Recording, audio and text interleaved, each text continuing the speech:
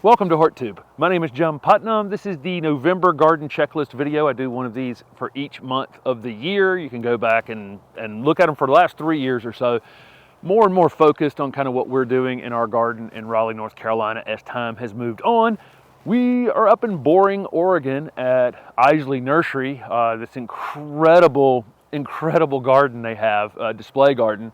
At their nursery just is mind-blowing. There'll be several videos related to this trip up here if you want to take a look at those. Thinking about planting in the month of November, we're in Raleigh, North Carolina. Zone 7B is the home base, and this time of year is a great time to be planting as long as it's not marginal things. And so things like these conifers are the perfect choice for us to be planting in the Raleigh area this time of year. Again, anything that's just not marginal. The other thing we're thinking about is this is the time of year we get our first frost, our first heavy freeze, so our perennials are going to get knocked back to the ground, our herbaceous things that aren't evergreen, our annuals, are being knocked back to the ground, our summer flowering annuals, so we can put in pansies, snapdragons, dianthus. A lot of us in the southeast can grow these things, these flowering things right through the winter time. So right here at the beginning of November is when we make that transition over. I like the soil temperature to be down around 65 before I put my pansies in and convert those beds over. And that's right about now, typically right here at the very beginning of November. Probably pretty good deals out there in the world of plants. If you go to garden centers this time of year, they're a lot of them are converting over to Christmas. They may have some sales on some things this time of year to take advantage of. Again, don't want to be putting things in the ground that have a lot of new growth on them, that look like they've been forced in a greenhouse, unless it's a flowering thing that you're buying for flowers for seasonally. But things that shrubs that have a lot of new growth on them, I kind of want to avoid. Also, be thinking about the birds. This is a time of year when there are a lot of berrying plants. Have fruit or berries or drupes or whatever that plant produces that the birds can take advantage of. So as you're shopping for plants this time of year, be looking for those things. The deciduous hollies and beauty berries, all of those decorative kind of things. They flowered. They were great for the pollinators early in the season, and then they produce fruits, berries, drupes, whatever it is that the birds can take advantage of in the wintertime. So it's interesting to add those things to your winter garden. Plus, again, lots and lots of conifers.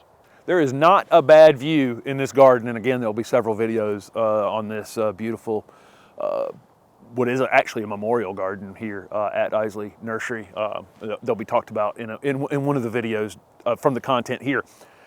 Bulbs, it's definitely time to be thinking about bulbs. Our color blends order is, we'll be a little bit behind putting our bulbs in the ground, but over in Raleigh, we'll put anything that doesn't need to be cold treated in the ground right now. So that would be daffodil. It'd be everything for us except for tulips and hyacinths. Those I would want to put in the refrigerator for a little while and give them a little bit of cold treatment. Those of you in colder areas, you don't have to worry about that. You can start sticking them in the ground as soon as the ground is colder. So again, if I was home right this minute, right here at the beginning of November, I'd be putting my daffodils and things in the ground.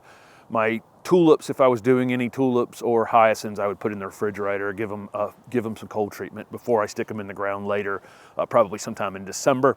Once the ground is really, really cold, and it won't allow them, the ground needs to be very cold. Otherwise, they'll try to come up. So I'll leave them in the refrigerator till the ground's cold, put them in the ground at that time. Many of us in the South can still do cool season vegetables right up through early November. A little late to be doing the seed. We did our seed back in September, in mid to late August. They could have gone in the ground. That would have gone in the ground around September 15th. That'd be harvesting right now. But even up through November in the South, you can be putting plants in the ground. Again, it's probably a little too late for seed, but you can buy the plants from the garden centers. Really good idea to do lettuce in little bowls because those bowls are mobile. You can, if it's going to be super, super cold outside, you can bring them into the garage overnight, then put them back out on sunny days and continue to harvest lettuce almost right through the winter in the Southeast. If you do have your cool season vegetables in the ground, be prepared to cover them. We're having like a 31-degree night in the next couple nights in Raleigh. If I simply cover those cool season vegetables for that one night, I'm back in business right after. So I can get maybe 2-3 more weeks having covered maybe 2 times those cool season vegetables. If you still have any of your summer vegetables in the garden, or any of your annuals still standing in the garden, perennials still standing in the garden, you may have the opportunity to collect some of those seeds. So we will collect, we'll always collect our dahlia seeds. Our dahlias make interesting combos all over the garden. They're very easy to collect. Once they're dried out, I don't typically do it on like a rainy day, but if it's been a breezy day after like 2 dry days, I can collect those seeds easily, spread them out on a piece of paper, make sure they dry it out, and store them in a glass jar through the winter time. Is typically how we do it. They germinate readily the following spring. So as you're putting your garden to sleep, whether it's your vegetable garden, annual beds, but you're not planting pansies or snapdragons or anything like that, or someplace where you've planted new plants, wherever you've disturbed the soil or there's exposed soil, that soil, it's best to cover it during the winter time. So we can use the leaves that are falling off the trees are perfectly fine to cover your vegetable garden or any of these exposed soil beds. If you don't like the look of it as much, you can take the leaves out to the driveway, run a lawnmower over them, cut them up some, and create a more decorative mulch from it, and then use that material. But we definitely don't dispose of anything in the garden. In Raleigh, all of our neighbors are steadily raking leaves out to the road as fast as they can. I think it's just getting rid of free mulch. In my opinion, you can see here in the garden at Iseli up here, they've put some fresh bark down on the ground. They have a lot of ground covers in this garden though, and so I've put up ground cover videos recently, 2 of them. There's a 3rd one coming. Some of these beautiful conifers in this garden will be part of that 3rd ground cover video. And it reduces the amount, of this type of material that we have to use in the garden. But we're always going to have places that we're going to mulch. I mean, not everything's going to be slammed, plant to plant everywhere.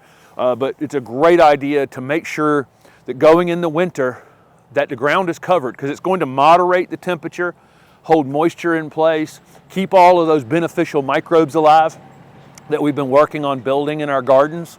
This is a working nursery. You can hear a tractor going behind me here. But all those beneficial things in our gardens, it's good to put a little protective cap over them for the winter. Here's a big topic for this time of year. It's perennial maintenance. So all your herbaceous perennials, like the sedum right here, might be going to sleep. Some of the ferns are evergreen, some of the herbaceous things. Some of the ferns will die back, some of them stay evergreen.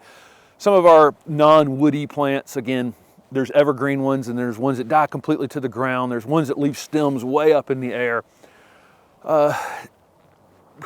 This is one of those things where a lot of our native perennials actually are hiding places for our native pollinators. So some of our solitary bees like to be in hollow stems. So if you have things like Joe Pye weed, any of our native perennials, it is best to leave those things standing in the garden through the winter as late as you possibly can into the spring.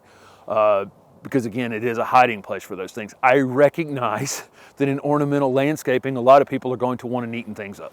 They're just not going to want those kinds of things. And so if you're cutting them back, you're cutting them back. But I'm just throwing it out there that they are, some of these, especially native perennial flowering things, are beneficial to leave standing through the wintertime. Others, I recognize as, we get a hard freeze on them, you're going to go out there and clean them up. If you have any intention of dividing them, this is actually a good time of year to divide a lot of our tougher, herbaceous perennials. So things like hosta, daylilies, even the sedum would be an example of that. These tougher ones that are reliable coming back every year, it's easy to find them, while they're dying back to the ground. It's very easy to dig them out. If you have intentions of either planting in that bed during the winter time or early spring before these perennials might be coming up, or you want to delay moving them later or pulling them up and dividing them, you might want to use golf tees or something like that as they've gone dormant to mark the space so that you don't end up, again, cutting them up while you're planting, or that you can remember them later to be able to dig them up and move them. It's a good idea on a lot of these herbaceous perennials, every 3, 4, 5 years, something like that, to get in there, pop them out of the ground, divide them into half or third or fourth or whatever, and then replant them. Plant one back into that space, and you'll find that they're more vigorous. they will eventually crowd themselves out and be less overall vigorous. So it is a good idea to get in there and do some maintenance on them occasionally. I'll leave it up to you whether you let your native perennials stand in the garden. It is overall beneficial. We have that freeze coming in a couple nights in Raleigh, and if I had any marginal summer bulbs, those would need to be come out of the ground and be stored. We're right on the margin, we're right on the line of where dahlias come back and don't come back. So from zone 7 south, I typically will leave them in the ground, although zone 7A, maybe I'm lifting them. There's lots of videos on YouTube about lifting and storing your dahlias for the winter time, but that would also include elephant ears, caladiums. It just depends on where you are. You might want to look up in your zone whether you can leave your caladiums in the ground or your elephant ears in the ground. Any of those kind of summer tropical bulbs, I guess is what we would call them. Garden maintenance wise, I've already talked about mulching and how important that is. Another issue is about keeping the ground covered in the wintertime beyond keeping the soil warm and that microbiome alive is also winter weeds. We do have a group of weeds that germinate this time of year, they kind of carry themselves through the winter, rooting in kind of a stealth mode, and then they just explode in February or March. So again, it's another reason to keep the ground covered. Leaves are, again, one of those things that most people rake out to the road. I prefer to reuse them in the garden. It is important though, if you have a giant tree in the corner of your garden somewhere and it's dumping this much leaves, to take those leaves and spread them out far and wide. I wouldn't have this much material on the ground. I'd prefer to get that material down to 2 or 3 inches in depth, something like that, and just use them and spread them out into other areas. Or again, bring them out on the driveway, cut them up with your lawnmower, and then re-put them back in the bed, and they'll go from this thick to this thick anyway. But I do like to reuse that material and keep that ground covered. I always like to go through the kind of big 4 things in these videos: the planting, mulching, fertilizing, pruning, watering. Is that 5 things? I just said 5 things. So 5 things in these videos. And so let's definitely talk about pruning. There's not a lot of pruning to do in the garden this time of year. Again, if you're one of those people that had to have the garden perfect and your perennials are going to sleep, it's not the best time to cut them regardless. But I see people cut their lantana right down to the ground and all the other rules that I would have for pruning some of those perennials back, and they still come back the following year. So if you're the person who does that, then go for it. But otherwise, there's not a lot of pruning to be done in the garden overall. If I always say that if you have a crazy limb on something, there's no real reason not to go out and cut it off whenever. Not really going to cause any problems to your plants for the most part.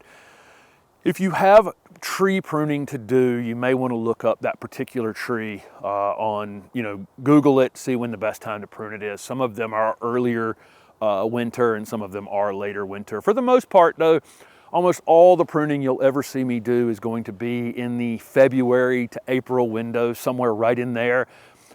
Some of our really early spring flowering shrubs already have their flower buds on them, so be really, really careful with that. Any of your spring flowering shrubs, you may want to wait till after they bloom to prune them. But there'll be lots more pruning videos, a lot more pruning talk as that time of year approaches in February. This is a dry time of year overall, typically. In the southeast where we are, and so I don't have to do a lot of watering because whatever watering you do tends to last much longer. The days are shorter, the sun's less intense, the plants aren't using as much. Lots of reasons why water sticks around in the soil longer, but it can get kind of dry this time of year. So be monitoring your plants, especially newly planted things that you've planted this year. You can take your foot off the gas a little too early. Maintaining them sometimes. We don't want, especially things like conifers. Conifers aren't great at telling us they're dry, so they can just get into a mode of thinning themselves from the interior and do significant thinning that's kind of hard to recover from. Our leafy plants tend to be better at telling us they're dry, but check it before you do water. Reach down in the ground, put your finger down in there, make sure it's actually dry. Some of the weepiness you may see in some of your deciduous shrubs this time of year are the leaves about to drop off and aren't necessarily an indicator that they're dry. Just put your finger in there, actually physically check it before you water. We use organic fertilizers in the garden, and organic fertilizers feed the beneficial things that are in the soil, and then those things actually feed our plants. as the soil temperature gets lower, all of those beneficial fungi, beneficial bacteria, they slow down in the wintertime. So there's really no reason to be putting out fertilizer right now, because it just won't do anything for the most part. It would be there in the spring, I guess. Maybe that would be beneficial in some way, but we just hold off and do it in February. Sometimes you'll see me do that video in February, but I probably would wait till March if I didn't have a YouTube channel. I'm more or less putting up a video a little bit early just to show, you know, how I go about fertilizing, which is very little. Most of the fertilizer I'm doing in the garden, most of the fertilizing I'm doing is those leaves breaking down and the mulch breaking down and the compost I've used in the past, and you know, the plants refeeding themselves, basically their own energy, but very little fertilizer. The fertilizing I would do this time of year, again, if you have a cool season vegetable garden, if you're planting pansies, if you're planting snapdragons, any of those kinds of flowering things. Next up on the list is preparing to winterize preparing to protect things during the winter time. So if you have containers, some of our containers can be vulnerable to cracking during the winter. So that can potentially be an issue, is letting your containers freeze solid. If you have kind of thin-walled containers, those containers probably either those plants need to come out of them if you're leaving them outside and protect those containers for the winter, or those containers need to probably come into the garage if they have the potential to, again, crack. You know, the water in that container that you have in there is going to expand when it freezes, and that can crack some of your pots. We put all of our container plants in the ground for this winter. They're actually in the vegetable garden. Talked about it before I left. It was just, we were going to be on the road for a while, and it just seemed easier just to slam them all in the ground. And then my containers are protected. The plants are a little more protected, but being prepared to cover. We have a stack of old towels, old sheets, plastic. Don't leave plastic on your plants for very long during the winter, but overnight is fine. And various types of covers that we can protect things, just in case we get a really fast thing approaches. So we're having 31 in a couple nights, so that's great. I love to see 35, 34, 31, 25, 20, and it just go down slowly. Last year, we just didn't have any cold, and then December 23rd, it went from 60 degrees in the middle of the afternoon to 13 that night, and we had to cover lots of things. We were prepared for it.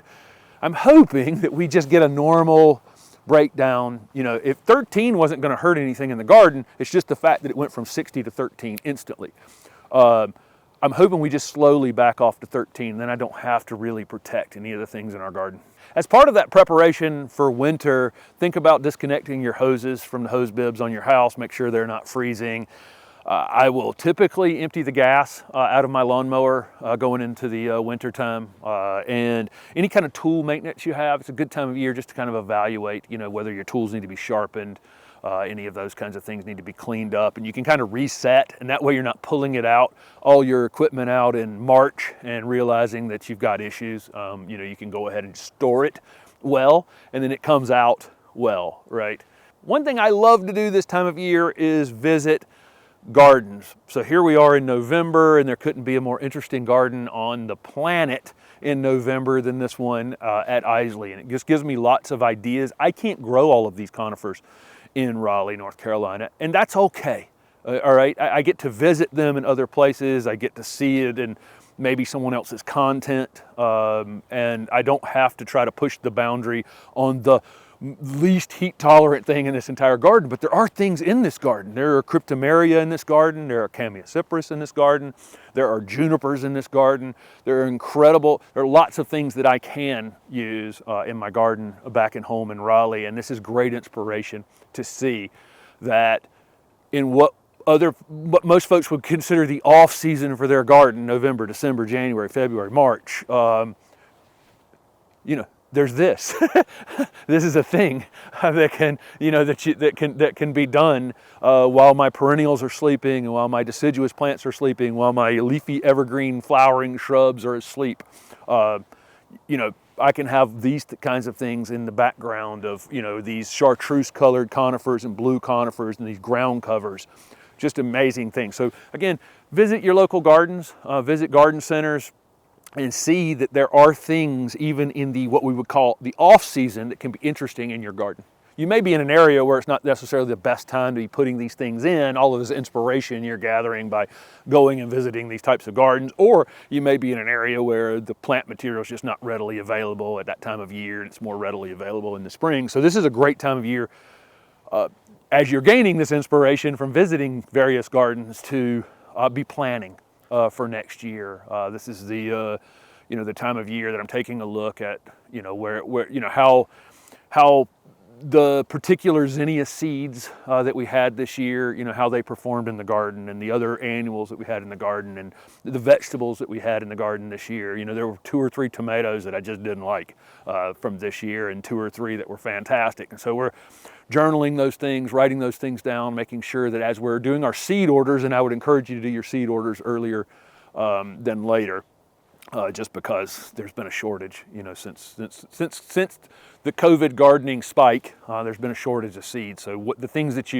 there'll be seeds available, it just won't necessarily be the exact ones you want. So I would get on top of that sooner than later. But as we end a season like this, I want to evaluate the seeds that we purchased from last year and the things that we put out in the garden, so that, basically I can cut 20%, 25%, 30% maybe, and then add some new things in, and that will keep some more, keep some interest in the garden year to year, changing it out, changing colors, changing the different types of annuals that we're using, or perennials that we're doing from seed as well. A couple more things before we wrap this up. One of the things you can definitely be doing in the garden in November, December, January, February, March is these kind of hardscaping projects that, when it's 100 and some degrees in the summertime, aren't that fun to be doing. But you can see this beautiful stone work that they have here at Iseli, and it's a much better temperature out here today to be doing this type of work than it would be during the summertime. Another thing we think about this time of year is birds. So we want to, again, either through our plant shopping, finding plants that are good for birds overwintering in our gardens, or by keeping the bird feeder filled during the winter time, one way or the other. We always have bird sounds in our backgrounds in our Raleigh videos. This garden is in the middle of a 1,000-acre nursery, so there are not as many opportunities for birds to be in this space, but it would be a great space for birds because there's tons of cover in here, right? There's tons of opportunity to nest. There's tons of opportunity to be protected in this space. So this is a great garden, for birds if you're in an area with, again, not in the middle of a 1,000-acre nursery. Thank you guys so much for following along with the channel and these monthly checklist videos. We'll be back in December with another one.